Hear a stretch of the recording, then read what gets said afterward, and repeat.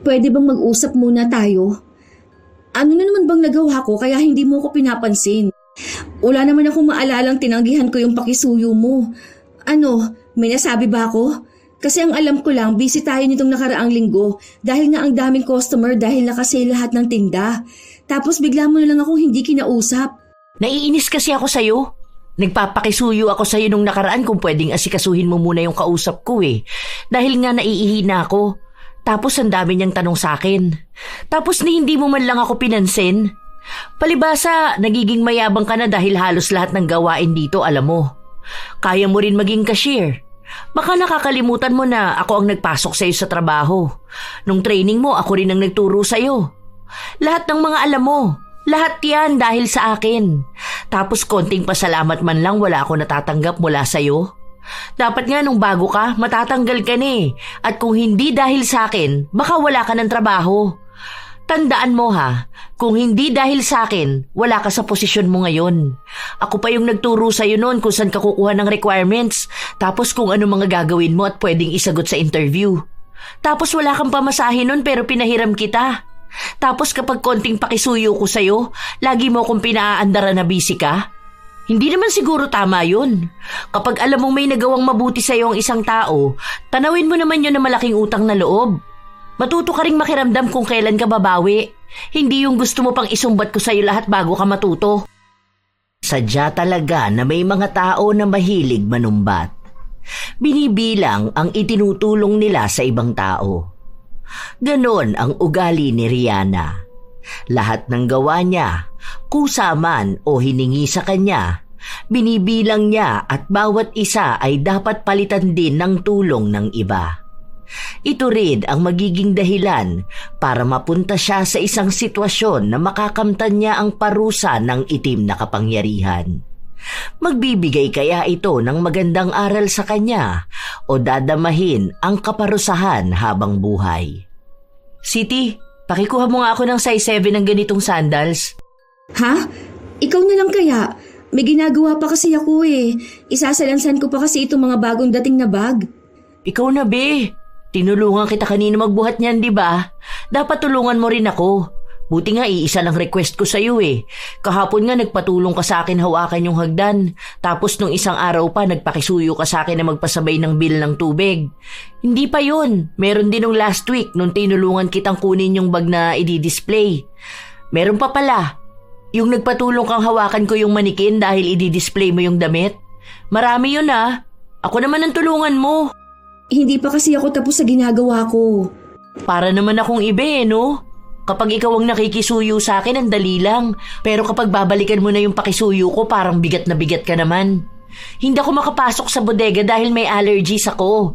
Kapag maalikabok, hinahatching ako. Ito, size 7 ha. Hindi na lang tumanggi si Siti. Sinunod niya ang kanyang kaibigan na hanapin ang sukat ng sapatos na kailangan ng customer. Matagal na silang magkaibigan. Nag-aaral pa lang sila ng elementarya ay magkakilala na sila hanggang sa naging magkatrabaho. Kaya kilalang kilala na ni Siti si Rihanna. Kaya minsan, kahit nabukal sa loob ni Rihanna ang pagtulong, hindi ito madalas na tinatanggap ni Siti dahil alam na niya ang mangyayari. Walang katapusang panunumbat. Kailangan kapag may itinulong ito sa kanya, babalikan niya rin ng tulong. Maliit man ito o malaki. Sinadyang tulong o hindi. Basta lahat, kwentado ni Rihanna. Isang gabi, pagka-uwi ni Siti sa kanilang bahay, naabutan niya ang kanyang asawa na mukhang katatapos lang patulugin ang 2 taong gulang nilang anak. Oh, bakit naman nakasimangot ka dyan? Hindi, napagod lang ako. Tapos naiinis pa ako. Bakit? May customer ka na naman ba nakaaway? Makaalat na naman ba ang store? Hindi. Si Rihanna kasi panay ang utos sa akin. Kanina pa uwi na lang kami. Tapos naiwan niya yung susi ng bahay niya sa pantry. Ako ba naman yung pinabalik sa loob para kunin? Oh, siya naman pala may kailangan. Bakit kasi ikaw pa ang bumalik sa loob? Kukunin niya yon kapag hindi mo kinuha. Hinayaan mo na lang sana. Wala naman siya magagawa kapag umuwi ka na kaagad eh. Para namang hindi mo yun kilala. Baka kapag nainis yun sa akin, isusumbat na naman niya na siyang tumulong sa akin para lang magkaroon ako ng trabaho. Ewan ko ba, ganun na ang ugali niya noon. Dati parang napagbibigyan ko pa siya pero iba na kasi ngayon.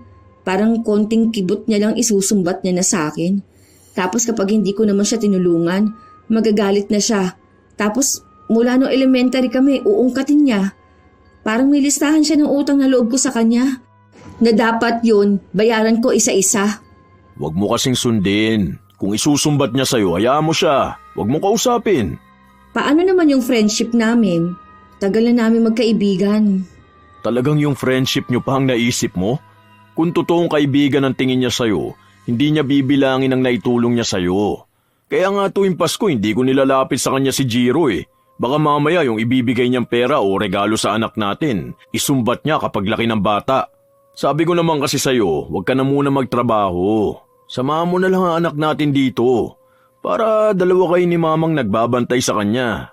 Saan naman aabuti ng sahod mo?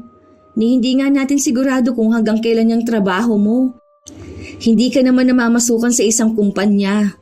Nakikisama ka lang naman kina Kuya Robert kapag may pakyawan sila. Minsan walang gawa, kaya wala ka ring trabaho. Ayoko naman na ganun lang tayo palagi. Saka sa panahon ngayon, kahit maliit pa ang anak natin, hindi pwedeng iisa lang ang pinagkukunan ng pera.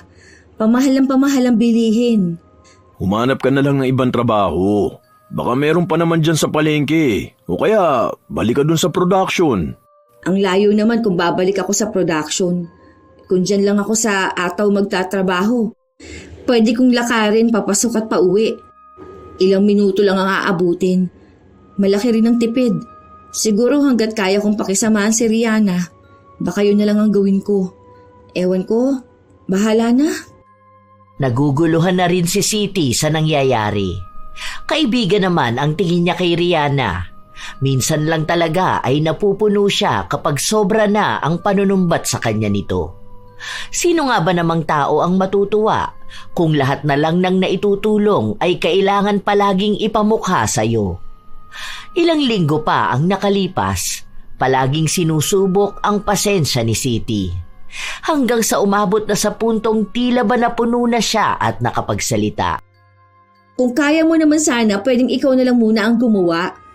Ang dami ko rin kasing ginagawa ngayon, lalo na may mga bagong dating. Kailangan ko pa yung lagyan ng presyo bago ma-display eh. Alam mo naman na kapag ngayon ibinaba ang items, kailangan ngayon din tapos na ako. Hindi lang naman to ang ginagawa ko. Minsan may ina-assist ako mga customer. Baka lang naman pwede na kapag kaya mo, ikaw na. Grabe naman yung ugali mo. Para makikisuyo lang sa'yo eh. Para namang hindi ka nakikinabang sa akin. Kung hindi rin naman dahil sa akin, hindi ka makakapasok dito. Pinakiusapan ko na nga lang yung manager na ikaw na lang ang kunin nila dahil ka ako masipag at mabait ka. Tapos alam ko rin kung anong problema nyo sa buhay nyo. Tapos ito lang ang igaganti mo sa akin? Kapag ako na ang hihingi ng tulong, ayaw mo na? Hindi naman sa ganun. Saka hindi ko naman nakakalimutan tong itinulong mo sa akin na magkaroon ako ng trabaho rito. Pero ang inaano ko lang naman, baka pwedeng kapag alam mong busy ako at kaya mo naman yung nire-request mo sa akin, ikaw na muna ang gumawa. Kapag hindi naman ako busy, tinutulungan din naman kita, di ba? Ngayon sinusumbatan mo na ako. Ganun ba ang pagkakaibigan na gusto mo? Kung sumbatan lang ang usapan, mas marami naman ako na itulong sa'yo ah.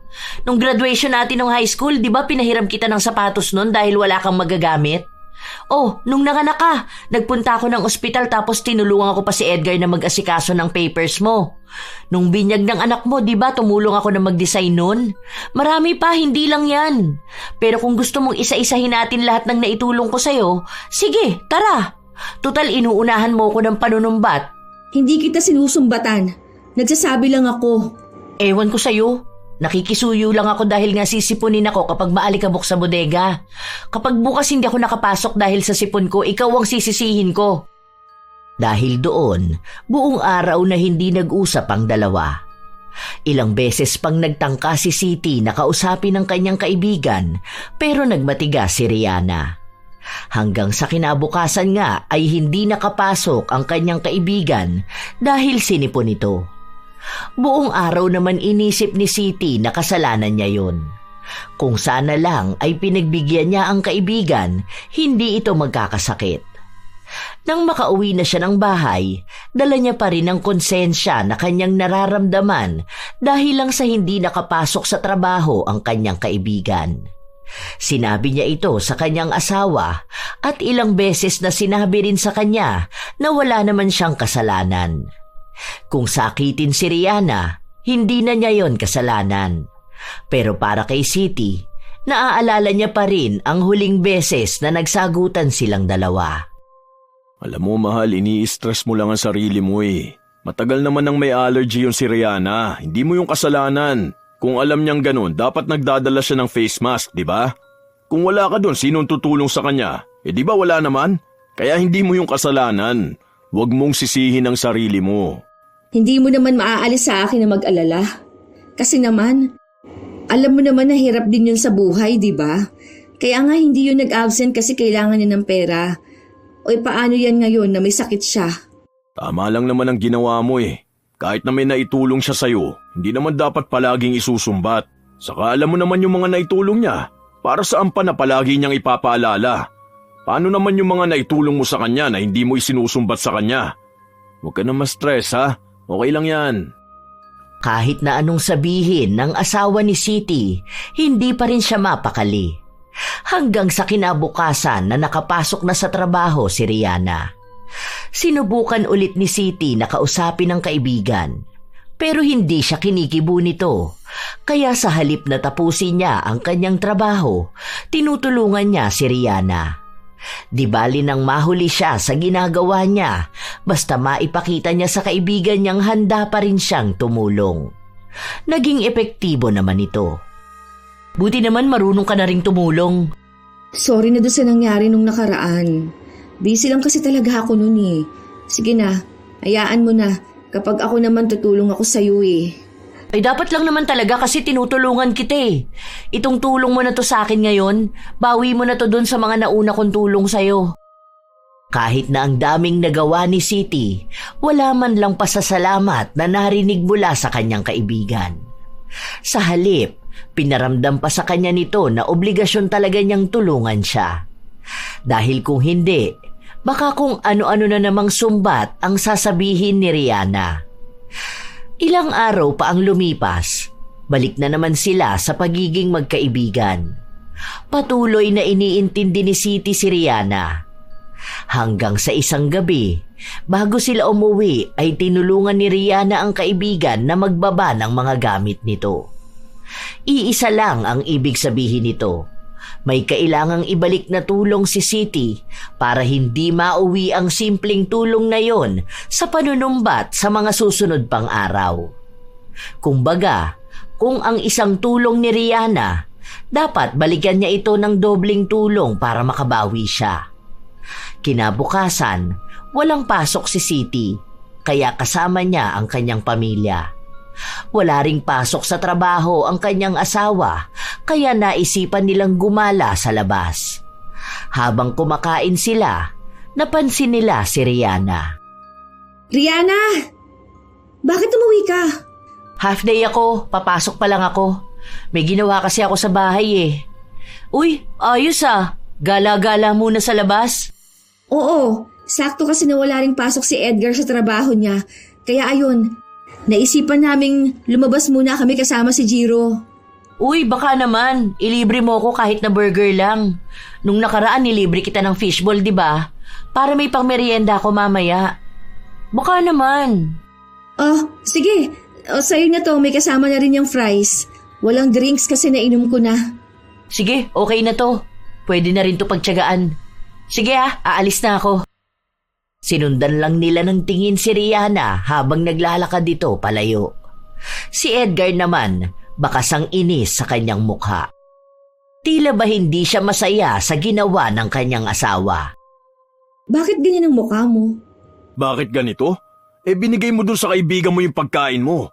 Paano yan? Mag-order ka na naman. Alam mo na nga na ang daming tao. Anong oras pa madadala yung order mo? Ano ka ba? Okay lang yun. Meron naman akong spaghetti. Saka hindi naman mauubos ni Jiro tong burger. Hati na lang kami. Huwag ka na diyang sumimangot, gagala pa tayo. Nilibre ka niya ng fishball tapos kapalit noon burger at fries. Ni wala man lang thank you. Kahit man lang nagtanong sana kung pwede ka man libre. Pero yung isusumbat pa yung fishball. Tapos sasabihin okay na pwede na rin yung pagtsagaan yung bigay mo? Ano bang akala niyo doon sa fishball na nilibre sa'yo? Kasing mahal ng burger at fries para sabihin okay na yon? Kahit sana thank you man lang. Para namang sinabi niyang hindi siya magpapasalamat dahil obligasyon mo rin siyang ilibre. Huwag kang ang ganyan. Akala ko ba walang stress ngayong araw dahil family day natin? Kumain ka na dyan. Hindi ko naman binigay ang burger mo. Hayaan mo na. Kakainin niya rin naman yun. Pero huwag ganun sa susunod Huwag mo sanayin niyang kaibigan mo na nagbibilang ng tulong sa'yo. Totoo pala talaga ang kasabihan na kilalanin mo kung sino nagpapainom sa'yo ng tubig Dahil minsan nakala mo bukal ang pagtulong sa'yo. Yung pala, handa nilang isumbat sa'yo habang buhay na pinainom ka nila ng tubig. Grabe, hirap lapitan ng ganyan tao. Tutulong pero hindi mo alam kung kailan ka makakabayad ng utang na loob.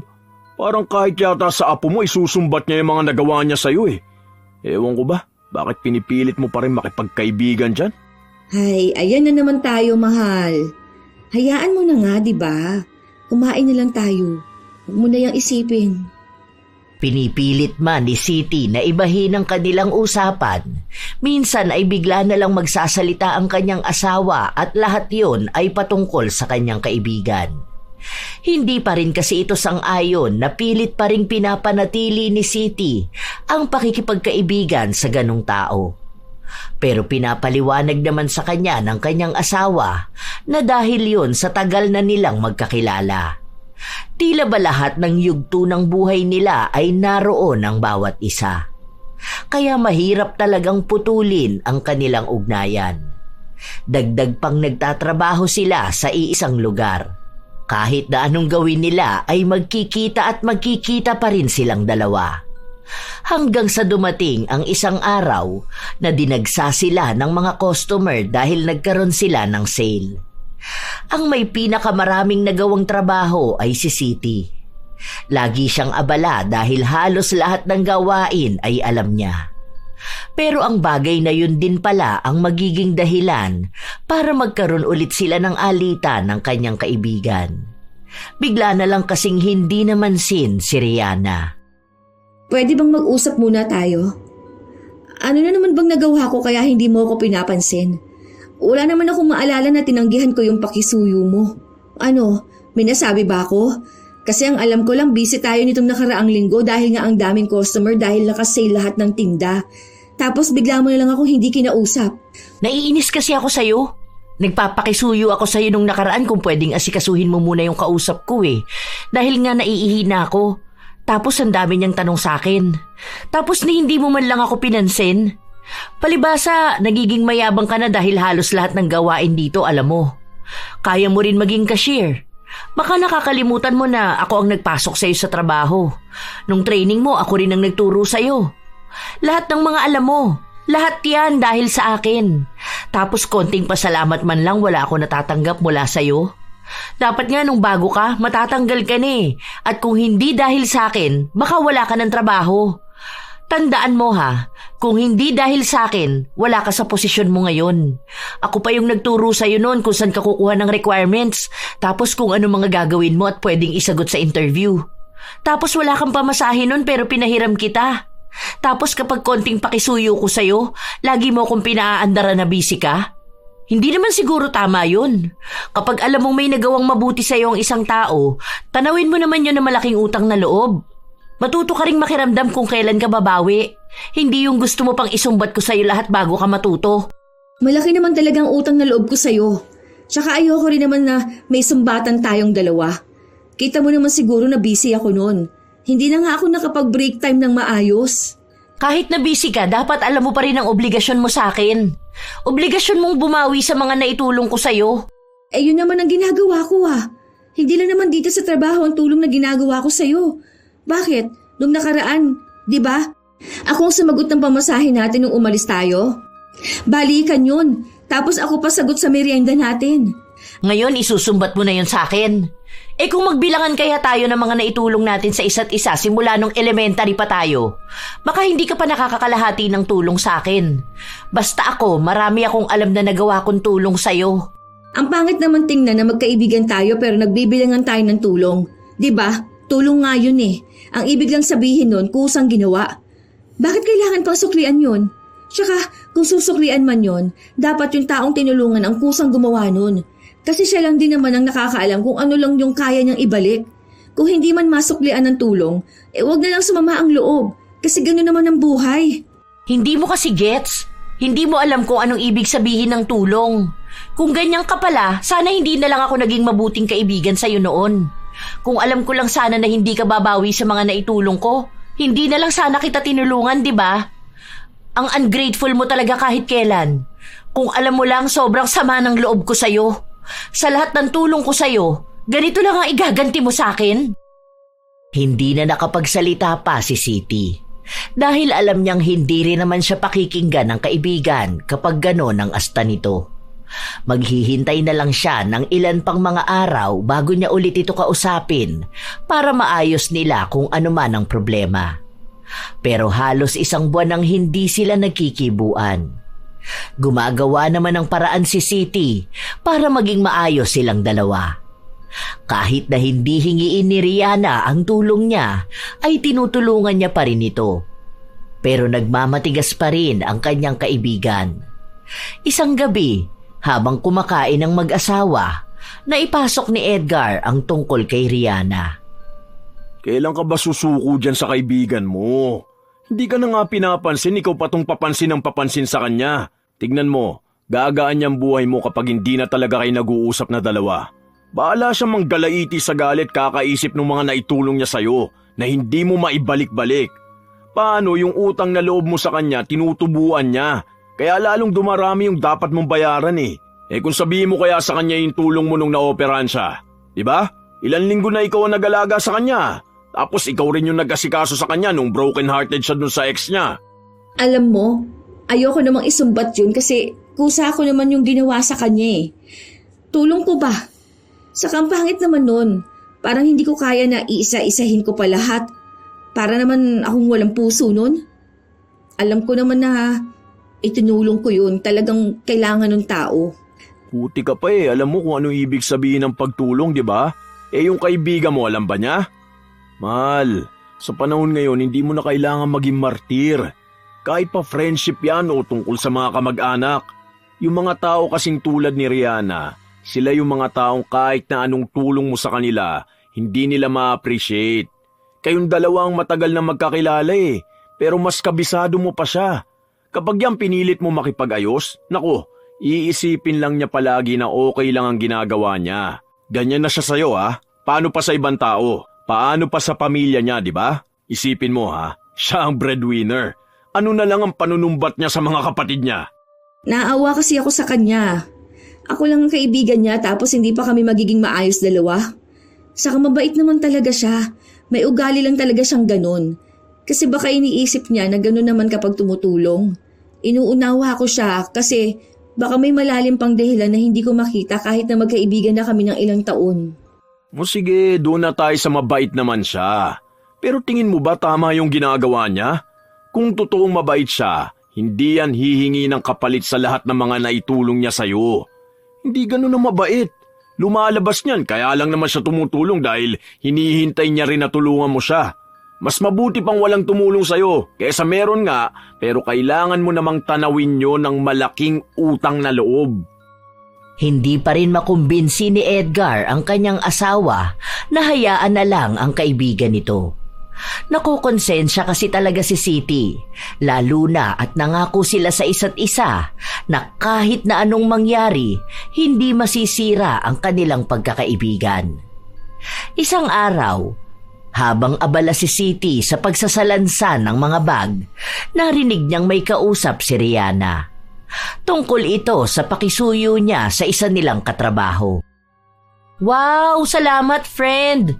Buti ka pa marunong tumanaw ng utang na loob. Samantalang yung iba dyan, parang minamasama pa yung pagbibigay ng tulong sa akin. Buti ka pa, alam mo kung paano ako tutulungan dahil minsan din kitang tinulungan. Ganon sana ang mga tao. Alam nila kung sino ang minsang nakatulong sa kanila. Hindi yung sila patong may masamang ugali na hindi man lang makilala yung taong minsang nagbigay ng tulong sa kanila. Ewan ko rin ba kung bakit may mga ganong klase ng tao? Mga ungrateful eh. Basta kayo ha, huwag kayong gagaya sa ganong tao. Baka wala nang handang tumulong sa inyo balang araw. Halata naman kung sino ang pinariringgan ni Rihanna. Pero hindi na yun binigyang pansin ni Siti. Hindi naman siya pumapatol sa mga parinig dahil mas nais niyang kausapin siya ng maayos. Isang gabi bago sila umuwi, may naiwan sa loob si Rihanna. Dahil takot siya sa dilim, hindi siya makapasok. Wala na ang iba nilang katrabaho. Ang naiwan na lang ay ang gwardya na hindi naman pwedeng iwan ang pwesto. Yun ang nakitang pagkakataon ni Siti para magkaayos na sila ng kaibigan niya. At naging epektibo naman ito dahil kinabukasan lang ay kinausap na ulit siya ni Rihanna. Basta wag na kasi tayo mag-aaway ha. Kung sakali man na hindi kita mapagbigyan sa request mo, sorry na agad. Hindi ko naman kasi maharap minsan, lalo na kung ang dami talagang tao, di ba? Sorry na ha. Yaan mo, libre na lang kita ng merienda mamaya. Bilo-bilo ata ang tinda ni Joanne. Sige na nga.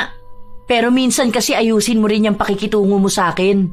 Feeling ko kasi sinasadya mo minsan na hindi ako pansinin o tulungan eh. Yan tuloy, wala ko nagagawa kundi bilangin ang mga naitulong ko sa'yo noon. Ang dami pa naman ng mga yon. Yung iba nga hindi ko na masyadong tanda.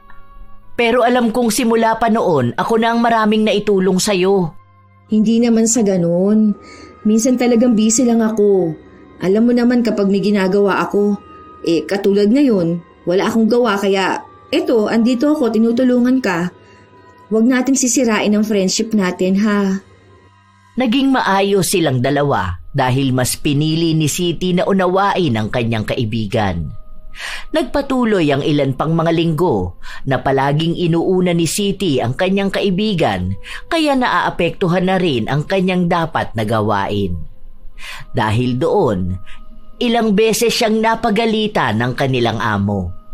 Sinabihan pa siyang baka tanggalin siya sa trabaho kung wala siyang ibang ginawa kundi ang maging tamad. Kahit na ang totoo ay hindi naman siya tamad, sadyang ibang trabaho ang ginagawa niya para lang hindi magalit ang kanyang kaibigan. Isang beses pa, may kausap na customer si Siti. Nagtatanong ito ng tungkol sa bag. At kung ano-ano pang may kinalaman din sa kanyang trabaho, nang biglang lumapit sa kanya si Rihanna. Be, sige na, ikaw na lang muna doon. Naghahanap siya ng size 8 na black shoes. Ang sakit ng ulo ko eh. Mauuna na sana ako mag-break. Parang kumikirot-kirot kasi. Tutulog din muna ako saglit.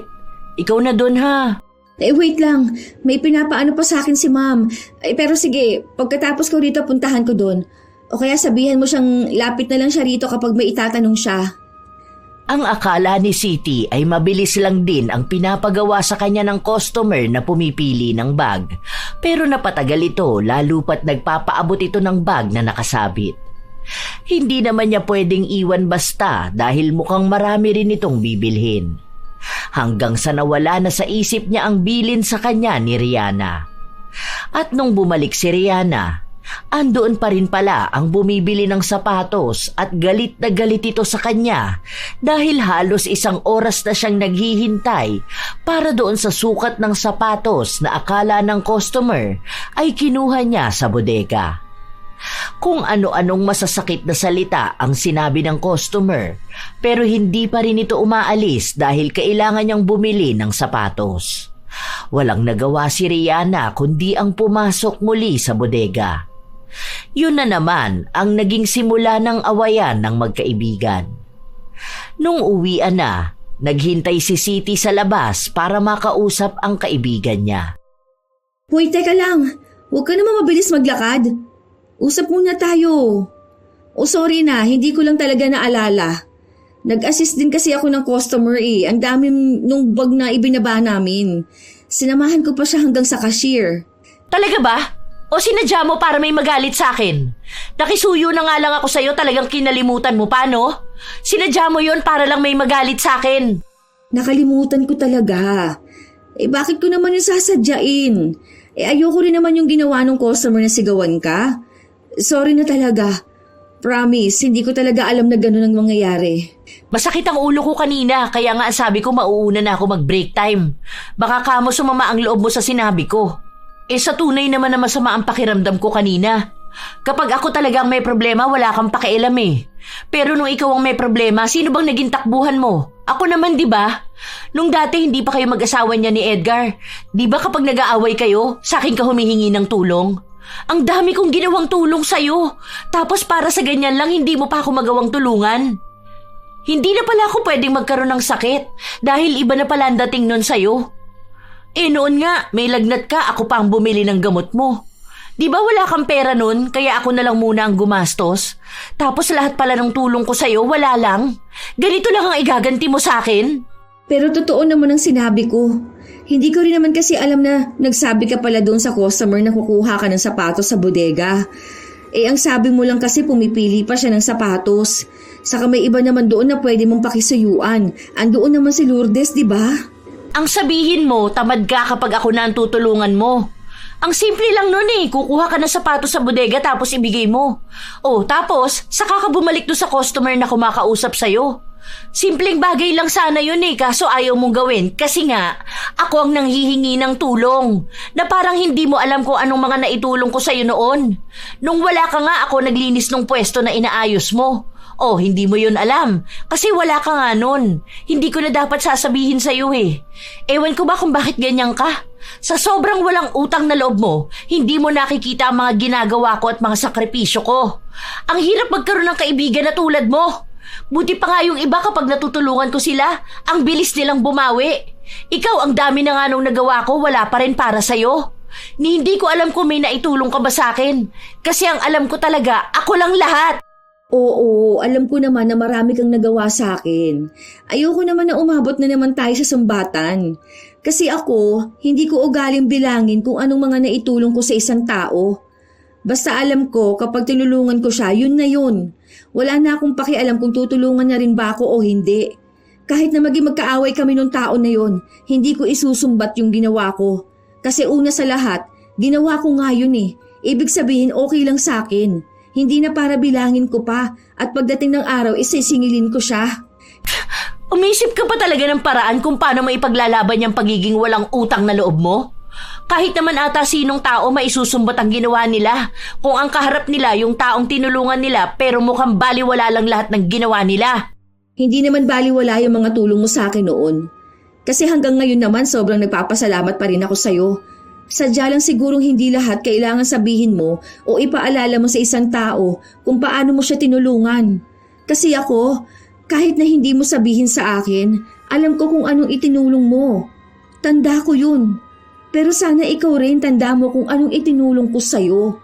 Na hindi lahat kailangan pang ipaalala sa'yo na para bang yun na rin ang kabayaran mo ng mga nagawa mo. Sana naman sa susunod, kung tingin mo hindi makakabawi ng utang na loob ang isang tao, huwag mo na lang tulungan para hindi nagkakaroon ng problema. Hindi lang sa'yo, kundi pati na rin sa taong tinutulungan mo. Kasi aakalain ng tao na bukal sa loob mong pagtulong, tapos bigla na lang siyang magugulat na isang araw naniningil ka na ng sobra. Hindi na napigilan ni Siti na ilabas ang kanyang hinaing. Marami pa siyang nais na sabihin pero pinigilan niya ang kanyang sarili kahit na sobrang bigat na ng kanyang dibdib. Hindi kasi pwede na basta na lang siya sasabog. Alam niya ang ugali ng kaibigan. Lahat ng mga sinabi niya ngayon, hindi nito makakalimutan.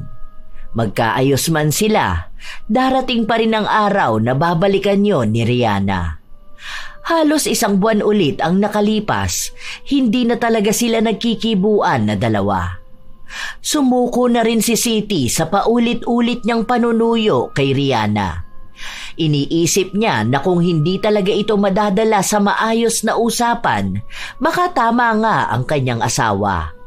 na kahit na ilang taon na silang magkaibigan, darating din sa punto na kailangan na nilang putulin ang kanilang ugnayan. Lalo na't tumatanda na rin sila, pero paulit-ulit lang ang nangyayaring awayan nila. Pero hindi maikakaila na nalulungkot si Siti. Minsan pa nga siyang naabutan ng kanyang asawa na nag-iisip. Lalim niyan, Mahala. Parang balo na yata ang iniisip mo. Ano ba yan? Miss ko na kasi ang kaibigan ko. Dati kasi, kapag nasa work kami, kung ano-ano na lang ang pinag-uusapan namin. Tapos ngayon, parang ang bigat na ng trabaho ko.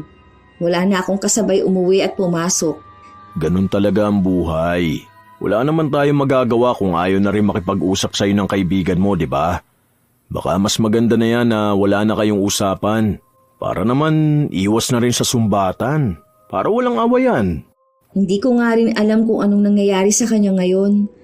Alam mo ba, never yung nag-absent maliban na lang kapag may sakit siya o emergency talaga. Pero ngayon, halos hindi niya nabubuo ang 1 linggo eh. Nag-aalala ako na baka may problema siya. Sa karamdam ko na may kakaiba sa kanya na hindi niya lang sinasabi sa akin kasi nga hindi kami magkabati. Alam mo naman, matagal ko na siyang kaibigan, kaya kilala ko siya kapag nananahimik siya. Hindi rin ako mapapakali kapag hindi ko nalaman kung anong nangyayari sa kanya. Ano naman kung may problema siya?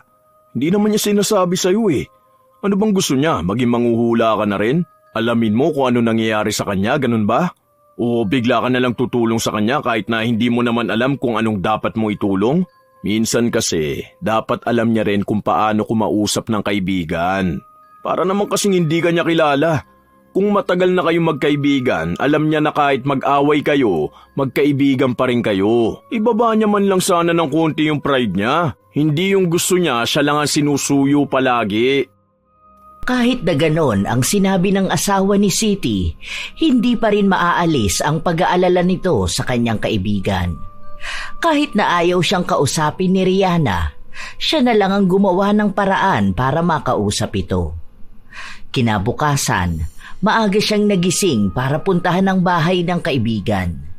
Gusto niya itong ayain na sabay na lang silang pumasok sa trabaho. Pero naabutan niyang hindi pa rin nakaayos si Rihanna. Mukhang may problema sa kanilang bahay. Ano nangyari?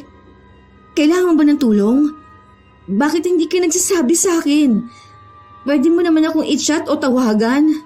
Para saan pa? Akala ko ba wala na lang tayong pansinan? Di ba magkaaway tayong dalawa? Ano ka ba naman? Magkaibigan pa rin naman tayo eh. Ano bang problema rito sa inyo? Ha? Kaya ba hindi ka masyadong nakakapasok ng trabaho?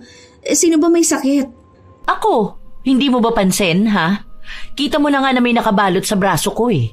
Ibig sabihin lang nito may iniinda ako. Hindi naman ako ganito kung okay lang ako. Ano ba nangyari sa'yo? Nagpunta ka na ba sa doktor? Anong sabi nila? Paano mo raw yan mapapagaling? Naku, bakit kaya yan, no? Nagpunta na ako nung nakaraan. Ang sabi lang sa akin, wag ko masyadong galawin yung siko ko. Kapag kasi nagagalaw, sobrang sakit eh. Kaya dapat straight lang ang buong braso ko. Kapag naman tinanggal ko tong nakasupport sa akin, magagalaw ko talaga siko ko. Kaya ayun, hindi na naman ako magkanda-ugaga sa sobrang sakit. Ano ba kasi nangyari sa'yo? Bakit naman dalawa pa? Ay, ang hirap kumilos niyan. Baka naman matanggal ka sa trabaho. Paano na yan? Alam mo naman na hindi ka pwedeng matenga, di ba? Aba malay ko rin. Basta nagising na lang ako na sobrang sakit na eh. Hindi naman ako nahulog. Hindi rin naman to nadaganan. Wala rin naman ako makitang mali dun sa x-ray ko. Basta ganun na lang ang nararamdaman ko kapag ginagalaw ko. Sobrang hirap talaga nito. Yung wala ako nararamdaman, nahihirapan na ako sa buhay eh. Paano pa kaya kung ganito? Pero wala eh. Kailangan ko pa rin humanap ng paraan para mabuhay. Tatanggalin na nga raw ako sa trabaho pero ano namang magagawa ko kung hindi nga ako makakilos ng maayos. Sarili ko nga hindi ko maasikaso. Walang ibang nararamdaman si Siti kundi awa sa kanyang kaibigan. Noong nalaman niyang aalisin na ito sa trabaho, sinubukan niyang pakiusapan ng kanilang amo. At sinabi ang kalagayan ni Rihanna. Pero hindi pa rin siya napagbigyan. Sinabi na ilang beses na raw kinausap si Rihanna at palagi niyang sinasabi na hindi na ulit siya liliban sa trabaho, pero nauulit lang ng nauulit.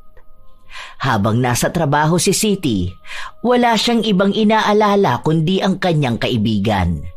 Naiisip niya pa lang na nawalan na ito ng trabaho ay naaawa na siya. Alam niyang hindi man sabihin sa kanya ni Rihanna ang problema na iniisip niya, ramdam naman ito ni Siti. Wala naman kasing ibang maaasahan ang pamilya ng kanyang kaibigan. Kaya ngayon na may sakit si Rihanna at nawalan pa ng trabaho, alam niyang damay-damay ang buong pamilya nito. Para muling magkaroon ng trabaho si Rihanna, nag-isip ng paraan si Siti. Kinausap niya ang ilan niyang mga kakilala na baka pwede nilang kunin si Rihanna. Sige na ate, masipag naman yun sa totoo lang. Pero sa ngayon kasi may sakit siya. Pero kung hindi naman masyadong magalaw ang siko niya, ayos lang yun. Tsaka may support naman eh. Hindi lang talaga pwedeng i-bend yung siko niya. Kahit siguro magpagawa ka na lang sa kanya ng ibang trabaho, okay na yun siguro. Kahit na hindi malaking sahod. Pero yung makatarungan naman para makabuhay ng pamilya. Sige na. Yung kapatid nung nag-aaral pa eh. Wala rin siyang asawa o boyfriend. Tapos sobrang tatanda naman na ng magulang niya. Oo, akong bahala, promise, mabait naman yun. Saka maaasahan niyo talaga siya. Kailangan niya lang talaga ng trabaho sa ngayon. Kapag may problema naman kayo sa kanya, pwede naman na ako na mismo ang kausapin niyo para ako na lang din ang magsasabi sa kanya. Natuwa naman si Siti matapos niyang mapapayag ang kanyang pinsan na papasukin sa tindahan si Rihanna. Dahil doon, agad na umuwi si Siti para lang ibalita sa kanyang kaibigan ang bago nitong trabaho. Hindi man humingi ng tulong sa kanya si Rihanna, alam niyang ito ang pangunahing kailangan ng kaibigan. Magaan lang ang work doon. Baka maging ano ka lang, tagakuha ng bibilihin. Mini grocery yun. Mabait naman yung pinsan ko na yun. Tsaka nasabihan ko na rin siya ng kalagayan mo. Alam ko kilala mo yun. Nakita mo na yun noon sa bahay eh. Si Ate Rina. Alam ko kasi na kailangan mo ng trabaho saka problemado ka. Ayoko naman na lalo kang ma-stress kasi may sakit ka na nga. Baka kung ano pang mangyari sa'yo. Sana naman gumaling ka na, no? Buti naman hinanapan mo ako ng trabaho. Naalala mo siguro na ako ang dahilan kaya nagkaroon ka ng trabaho. Kaya ngayon bumabawi ka na rin sa akin. Ganyan dapat ang tamang gawain. Kung alam mong naipasok kita sa trabaho, ikaw naman ang gumawa ng paraan para ako naman ang magkaroon ng trabaho. Kasi ako nga ang nagpasok sa'yo. Tapos ako naman yung biglang nawalan ng trabaho, di ba? Siyempre naman. Ano ba naman ang magkaibigan tayo? Alam ko rin naman kung anong pangangailangan mo. Sige, bukas papasok na ako doon. Ano na palang nararamdaman mo ngayon? May iniinom ka bang gamot? O anong sabi ng doktor sa'yo? Kailan daw pwedeng alisin yung support na yan? Wala naman sinabi sa akin kung kailan ko pwedeng alisin. Basta ang sabi lang kung maaari, huwag ko nga raw masyadong gagalawin. Ewan ko ba rito? Hindi naman ako umiinom ng gamot eh. Dahil hindi naman nakakatulong sa akin.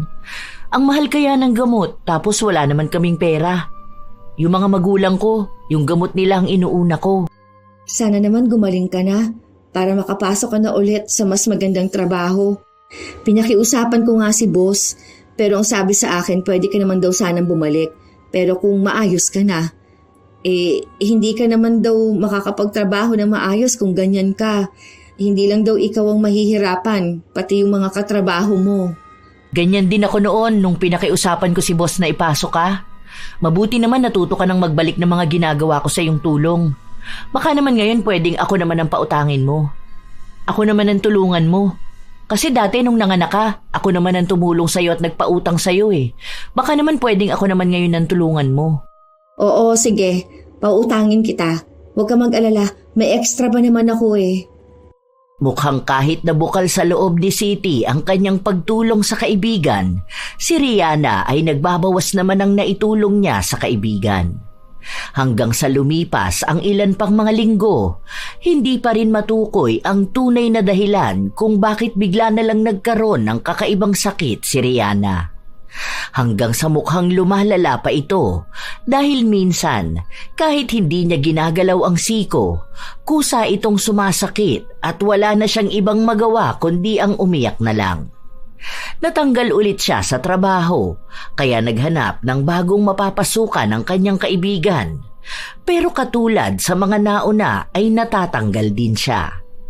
Mga mababait na ang amo na yon, pero sadyang hindi nagiging maayos ang pagtatrabaho ni Rihanna at natatakot din ang mga yon na makatanggap ng reklamo dahil pinagtatrabaho nila ang taong dapat ay namamahinga sa bahay.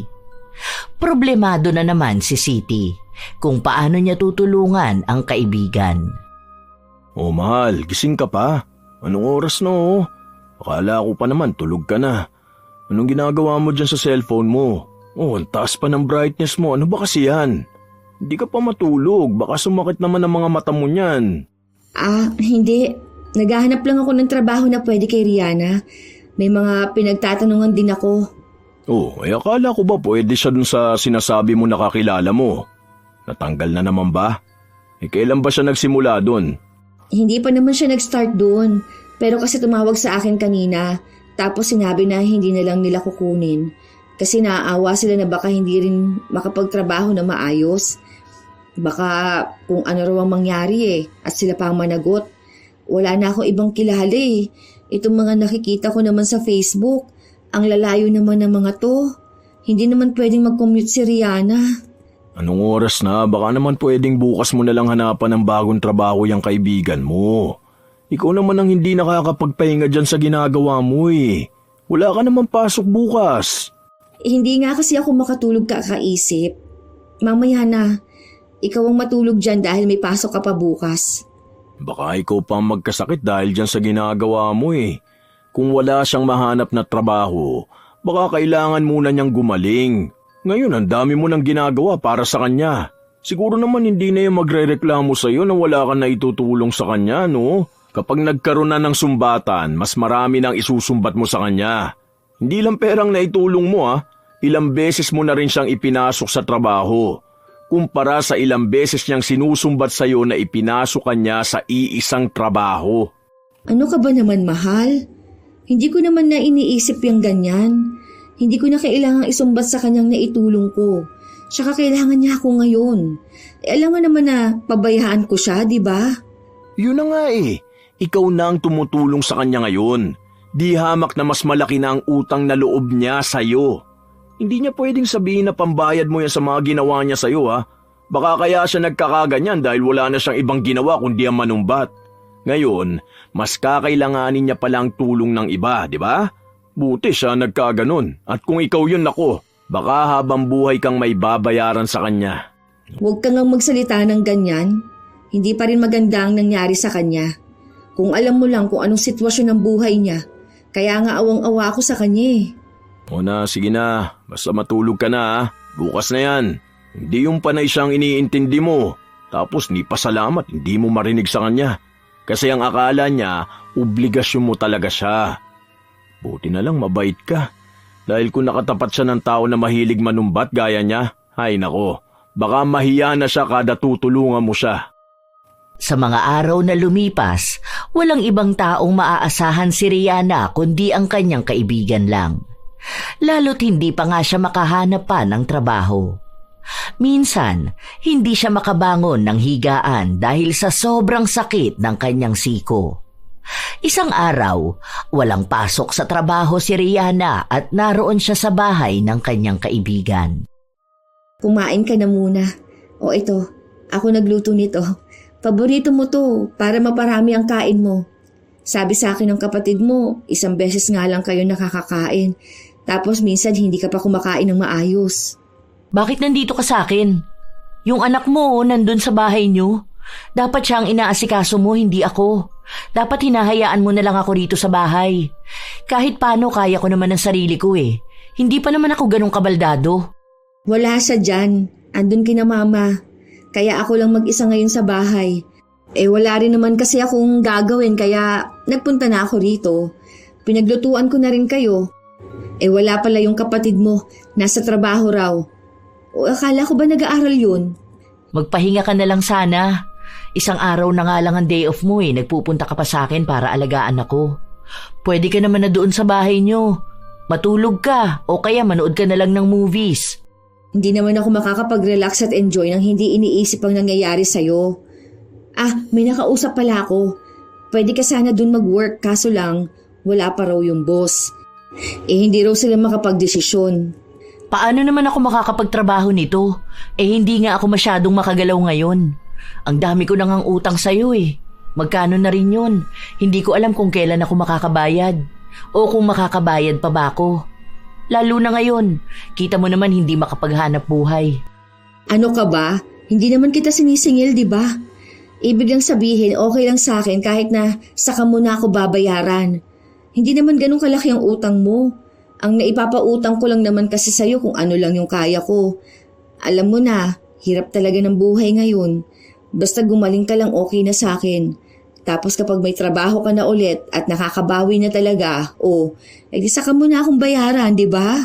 Hindi naman kita gigipitin dahil alam ko ang kalagayan mo. Siya, kumain ka na. Ako nang magsusubo sa'yo ha. Tingnan mo nga nangangayayat ka na. Huwag ka magpaka-stress masyado. Baka mahirapan kang pang gumaling niyan. Naging mabuti pa rin si Siti sa kanyang kaibigan sa kabila ng mga hindi nila pagkakaunawaan itong mga nakaraan. Wala na rin namang magagawa si Rihanna dahil kahit ilang beses niyang pagsabihan ng kaibigan na pabayaan na lang siya, hindi ito ginagawa ni Siti. Minsan, kapag umuwi ng maaga si Siti, una pa niyang pinupuntahan ang bahay ng kanyang kaibigan para masigurado na maayos ang kalagayan nito. Hinahayaan na lang siya ng kanyang asawa dahil kahit naman sawayin siya, hindi pa rin naman siya nakikinig. Mas pipiliin niya pa ring tulungan ang kaibigan. Dahil para sa kanya, hanggat kaya niya ay tutulong siya. Hindi siya naghahangad ng anumang kapalit. Hanggang sa isang araw, umuwi si Siti galing sa trabaho at naabutan niya ang kaibigan na nasa labas lang ng bahay nila. Malayo ang tingin at mukhang malalim ang iniisip. Ayos ka lang ba? Hindi. Mukha bang ayos lang ako? Kita mo nga na nakasimangot ako May ayos ba na ganito ang itsura? Bakit nasa labas ka ngayon? Baka naman magkasakit ka niyan. Alam mo naman na sipunin ka, di ba? Nagdala ka man lang sana ng pamandong mo. Ano bang iniisip mo? Marami.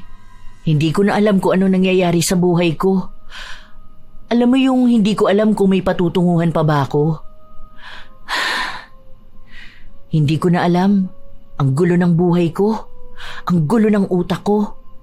Hindi ko alam kung hanggang kailan ako ganito. Habang tumatagal kasi, lalo ko nagiging walang kwenta.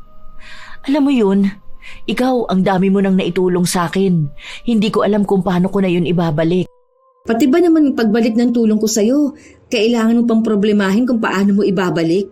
Seryoso ka ba talaga, Rihanna? Sa halip na paggaling mong isipin mo, yun pa talaga? Hindi mo naman maaalis sa akin na isipin yun. Dahil alam ko na kapag tumulong ang isang tao, dapat papalitan ko rin ito ng tulong. Kung hindi, isusumbat lang yun lahat sa akin. Ang hirap na ng buhay ko. Minsan nga feeling ko hindi na ako gagaling. Kasi, paano ba naman ako gagaling sa sakit na hindi maintindihan? Walang gamot Anong ibig sabihin nito, di ba? Ang hirap, sa totoo lang. Kung iniisip mo na isusumbat ko sa iyong lahat ng itinulong ko sa iyo, baka nga hindi mo talaga ako kilala bilang kaibigan mo. Kahit na minsan, hindi ko binilang o inisip kung anong itinulong ko sa iyo. Kahit na mabigat o simple pa yan. Kahit ginawa ko lang kanina o noong unang panahon pa. Dahil para sa akin, kung anong itinulong ko, yun na yun. Alam na ng taong tinulungan ko kung anong nagawa ko para sa kanya. Tanggapin niya man yun o hindi. Dahil para sa akin, basta ginawa ko yun ng bukal sa loob, ibig sabihin hindi ko na kailangan tandaan o ipunin yun para lang ipamukha sa isang tao ang ginawa ko. Kasi para sa akin, ang tunay na pagtulong, hindi binibilang. Nahihiya na kasi ako. Alam ko na kailangan din ng pamilya mo ng pera, tapos sa akin ka pa tumutulong. Hindi ko rin alam baka nag-aaway kayo ng asawa mo. Panay kasi ako ang iniintindi mo Tapos ako, hindi ko naman alam kung makakabawi ba ako sa'yo. Hindi mo na kailangang isipin kung makakabawi ka. Dahil ang pagbawi na yan, kusa yan nangyayari. Hindi yan pinag-iisipan. Kung ngayon kailangan mo ko, malay mo sa mga susunod, ikaw naman ang kailanganin ko, di ba? Kaya nga tayo magkaibigan. Para kapag hindi mo kaya, nandito ako para sa'yo. At kapag hindi ko rin kaya, nandyan ka para sa akin. Basta ang gusto ko, gumaling ka na. Alam mo kung sino ang kailangan mong bawian? Yang sarili mo. Alam mo, sobrang bait mo sa akin. Nitong mga nakaraan, naiisip ko yung mga ginagawa mo sa akin. Feeling ko ikaw na ang pinakamabait na tao na nakilala ko. Sa totoo lang, ilang beses na tayo nag-away eh. Tapos hanggang ngayon kaibigan pa rin ang turing mo sa akin. Ang dami ko pa namang atraso sa'yo. Ni minsan hindi mo pinaramdam sa akin na naging pabigat ako sa'yo. Na baka habang ganito ang nararamdaman ko, bigla mo ko singilin ang mga naitulong mo sa akin. Tapos ganito pa ang nangyari sa usapan natin. Ang isang bagay pala na hindi ko nasasabi sa'yo.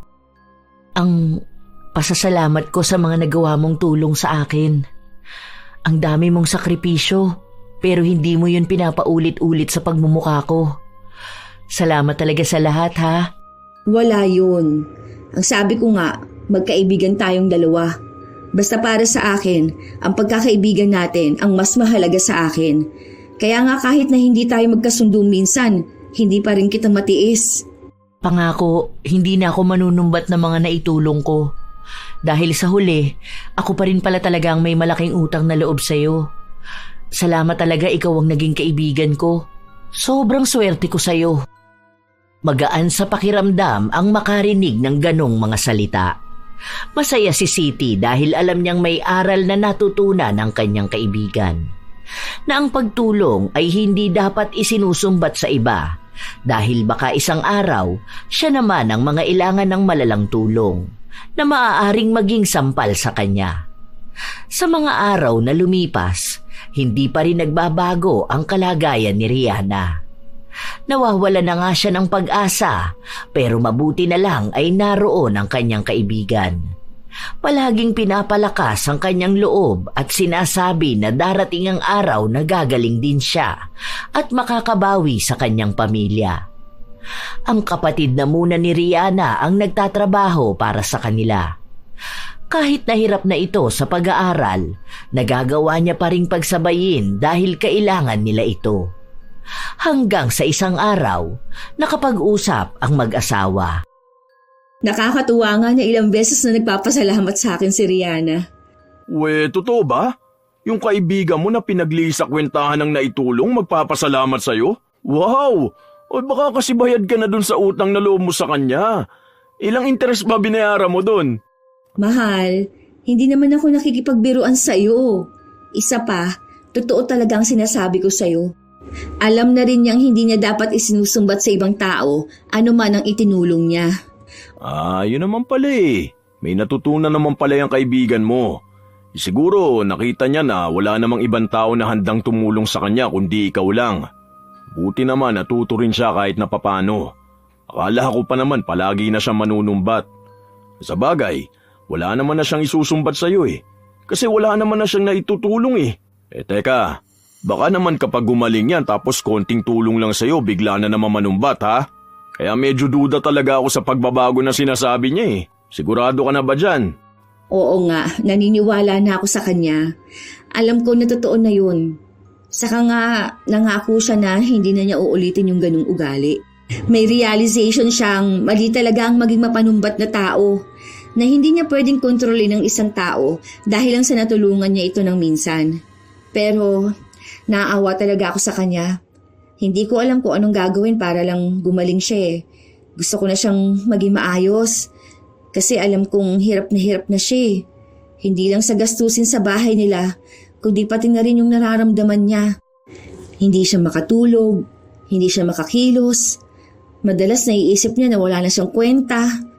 Siyempre, kapag ganun ang usapan namin, ramdam ko rin ang lungkot niya. Ay, ano kayang pwedeng gawin ko, no? Mahal, may aaminin sana ako sa'yo eh. Pero huwag ka magagalit sa akin ha. Depende. Ano bang sasabihin mo? Basta huwag ka magagalit ha. Ano nga yun? Ano kasi mahal, may ginawa kasi ako kay Rihanna. Paano ba to? Alam mo ba yung kulam? Ano? Huwag mo sabihin pinakulam mo siya. Mahal naman. Ano ba naman yung naisip mong gawin? Bakit mo yung ginawa? Wala naman kasi kung choice eh. Paano? Naiinis na ako sa kanya. Alam ko naman yung mga pinagsasabi niya sa'yo. Minsan kapag uutang siya, nababasa ko yung chat niya. Magsasabi siya na siya naman ang tulungan mo ngayon kasi nga 'di ba nung walang-wala tayo pinapautang ka niya. Para sa akin, ang pangit naman na mabasang parang lahat na lang dapat isingit niya yung naitulong niya. Sa inis ko, ayun, may nakita akong mangkukulam. Tapos pinakulam ko siya. Ano ka ba naman, mahal? Hindi ka na naawa doon sa tao? Alam mo na nga na siya na lang ang inaasahan ng pamilya nila tapos ganyan pang ginawa mo? Alam mo bang ang laki ng epekto nito sa kanya? Tapos ikaw, alam mo naman na masama ang magpakulam. Para ka na rin sumamba niyan sa kadiliman na. Uy, paano yan ngayon? Paano kung ipapaalbularyo natin siya? Tapos paano kung sa'yo na mapunta yon? Ay, hindi ka naman nag-iisip bago gumawa ka ng desisyon? Oo, sabi ko huwag kang magagalit eh. Paano kasing hindi ako magagalit sa'yo? Yung ginawa mo nga hindi tama. Hindi lang si Rihanna ang apektado nun, pati na rin ikaw. Ang sabi naman sa akin ng mangkukulam, pwede ko naman daw talaga yung ipabawi kung sakali man. Saka hindi ako maapektuhan ng pinagawa ko. Hindi ka man lang ba nakonsensya sa ginawa mo? Nakonsensya naman ako. Pero kasi alam mo yun, hindi ko rin naman gustong palagi kanyang ginaganon. Bilang asawa mo, masakit din yun sa akin oh. Tapos sa sobrang bait mo, hindi mo siya ginagantihan. Edi ako na lang ang gumanti para sa'yo. Pero promise, ipapatanggal ko yung kulam na yun. Basta wag mo na lang sasabihin kay Rihanna. Saka huwag kang magagalit sa akin. May inis na nararamdaman si Siti sa ginawa ng kanyang asawa. Lalo pat kahit na kailan ay hindi siya sang-ayon sa paglapit sa mangkukulam kung may nais silang parusahan na tao. Pero naiintindihan niya naman si Edgar. Lalo pat alam nga nito ang pinagdaanan niya. Lalo na kapag nagtatalo silang dalawa ni Rihanna. Dahil doon, inasikaso na rin ni Edgar ang pagpapaalis ng kulam. Hindi yun madali, lalo na't selyado yon ng ritual. May mga pag-aalay pa silang dapat na gawin. Kaya ang sinasabi na lang nila kay Rihanna ay baka may nasagi lang itong maligno kaya ganon ang nangyari sa kanya. Hanggang sa dumating ang isang araw na naging maayos na kahit paano ang kalagayan ni Rihanna. Hindi pa man ganon kagaling pero hindi naman nakasing lala noong una. Ano? Kumusta ka naman na? Medyo kumikirot pa rin naman pero kaya na siya kahit na walang support. Siguro mga next week pwede na ako magtrabaho ulit, no? Nakausap ko na si boss. Ang sabi niya pwede pa rin naman daw basta nga maipakita mong maayos ka na talaga. Siguro kuha ka na lang ng med-cert na fit to work ka na, no? O kaya x-ray na nagpapakitang walang problema sa'yo. Ganun lang, para makabalik ka na. Tapos iwas na lang siguro sa pagbubuhat ng mabibigat. Kung sakali man na may bubuhatin ka, edi hingi ka na lang ng tulong sa akin o kung kanino man dun. Hihingi na naman ako ng tulong sa'yo. Nakakahiya naman. Ang dami mo na kayang tulong sa akin. Ano ka ba? Wala naman yun, no? Sa akin ka pa talaga nahiya. Alam mo naman na magkasama tayong dalawa kahit na anong mangyari. Magkaibigan tayo. Ano bang ginagawa ng magkaibigan? Malamang nagtutulungan, di ba? Kung hindi mo kaya, nandito ako. At kung hindi ko kaya, alam kong nariyan ka para sa akin. Naging maganda ang bagong simula para kay Rihanna. Naging magaan ang lahat kapag hindi niya na kailangang isipin kung anong isusumbat niya sa isang tao. Nalaman niya na marami palang tao sa paligid niya ang kusang tumutulong at ramdam niyang hindi niya kailangang suklian ang tulong na yon. Malaki man ang naging dagok sa buhay ni Rihanna, nakita niya naman yon bilang isang bagong leksyon sa kanyang buhay na nagmulat sa kanya ng maraming katotohanan sa kanyang paligid. Na ang pagtulong, tunay na kusa itong nakukuha at ibinibigay. Hindi ito binibilang at isinusumbat. Ilang buwan pa ang nakalipas, Naging kapansin-pansin na bumabalik na ulit ang sigla ni Rihanna. Umaayos ang kalusugan at ang pakikipagkomunikasyon niya sa mga katrabaho. Isang araw, walang pasok sa trabaho si Siti at ang kanyang asawa. Kaya naisipan na naman nilang lumabas kasama ang kanilang anak. Ito pala, bigay ni Rihanna sa inaanak niya.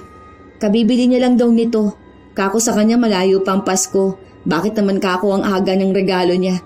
Sabi ba naman sa akin, hindi naman kailangan ng Pasko para magbigay ng regalo. Oh, hindi ba yan isusumbat? Unang regalo niya yan kung sakali. Kasi noong nakaraan, binalik ko yung binibigay niya. Ayoko pa naman yung bigla na lang niyang isusumbat sa bata ang regalo niya. Kung ganun lang din naman, wag na lang kako siyang magbibigay. Yun na nga ang sabi niya sa akin.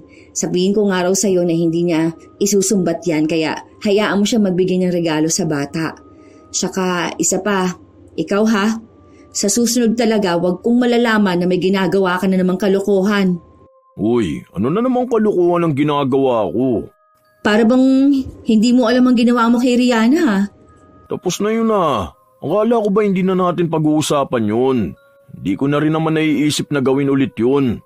Sabi mo naman, nagbabago na ang kaibigan mo. At mukhang totoo naman kasi hindi ka na nga nagsusumbong sa akin. Tapos hindi na rin ako nakakakita ng kung ano-ano sa mga chat niya sa'yo. Puro na lang kayo chismisan dun sa work nyo. Kala mo hindi ko alam na may crush si Rihanna dun sa isang bagger ha? Ikaw, napaka-chismoso mo masyado. Basta, wag mo nang uulitin yon ha? Alam mong masama yun eh. Huwag kang magpapasakop sa kadiliman. Wag kang lalapit sa mangkukulam. Naging malinaw kay Edgar ang sinabi sa kanya ng kanyang asawa. Sa mga linggo at buwan na nakalipas, tunay nga ang pagbabago kay Rihanna. Hanggang sa nagkaroon na rin siya ng ibang mga kaibigan. May mga natutulungan na rin siya na hindi niya inaakalang magiging malaki rin ang balik sa kanya. Doon niya lang napagtanto na hindi talaga lahat ng utang na loob ay kailangang singilin dahil kusa itong binabayaran ng ibang tao ng mas higit pa sa kanyang inaakala. Grabe, congrats talaga sa'yo ha. Nakakatuwa naman, natupad na yung pangarap mong makapag-abroad. Hindi nga rin ako makapaniwala. Paano? Hindi naman ako college graduate, di ba? Ni hindi nga natin natapos yung second year college. Ayos lang naman daw yun sabi ni Alexa. Ayaw mo yun? Ang ganda rin ng bansa na pupuntahan mo. Japan yun, no? Kaya nga, hindi ko rin naman akalain na tutulungan niya ako. Pinautang ko lang naman siya ng 500 para daw pamasahe niya. Yun pala, may interview na siya. Kaya ayun, nung nakapasa siya at nakapunta ng Japan, sabi niya ako naman daw ang tutulungan niya. Hindi ko naman inaasahan yun kasi malay ko ba, di ba? Diba? Sabi ko naman sa'yo, basta may isang tao kang natulungan, makikita rin nila yung malaking utang na loob sa'yo. Hindi mo na kailangang ipaalala sa kanya kasi sa halip na tulungan ka, mawawalan pa sila ng gana. Basta ako, masaya ako para sa'yo. Matutulungan mo na ang pamilya mo. Ako, masaya rin ako. Kasi kapag natulungan ko ang pamilya ko, ibig sabihin matutulungan na rin kita. Magkaibigan tayo, di ba? Makakabawi na rin ako sa mga naitulong mo sa akin. Wait ka lang, bibilhan kita ng malaking Hello Kitty sa Japan. Nagtawanan ng magkaibigan habang nagbibiruan silang dalawa. Pero para kay Rihanna, nais niyang tutuhanin ang pangako niya. Dahil kapag naging maayos na siya sa ibang bansa, gusto niyang kahit na paano ay may malalapitan ng kaibigan niya sa oras na kailangan nito ng tulong. Kahit pasabihin sa kanya ni Siti na hindi naman na niya kailangang bumawi. Dahil sa dami ng tao, kay Siti siya may malaking utang na loob. Alam din ni Rihanna na ang pagtulong niya ay hindi lang basta pagbabalik ng utang na loob, kundi isang bagay na bukal sa kanyang kalooban. May mga tao talaga na mahilig magbilang ng mga naitulong nila sa isang tao. Minsan, kahit na maliit na bagay lang yon ay kailangan nilang mangilang beses na ipaalala. Para bang bawat kabutihan nila, kailangang balik-balikan. Ang ganitong ugali ay hindi lang nakakasakit ng damdamin ng tinulungan, kundi unti-unti ring nagpapabigat sa puso ng tumulong. Dahil sa bawat sumbat na binibitawan, nawawala ang tunay na halaga ng kabutihan. Masama ang manumbat dahil ito ay isang uri ng pagpapakita ng kayabangan. Ang tulong ay dapat bukal sa loob, hindi utang na kailangang bayaran.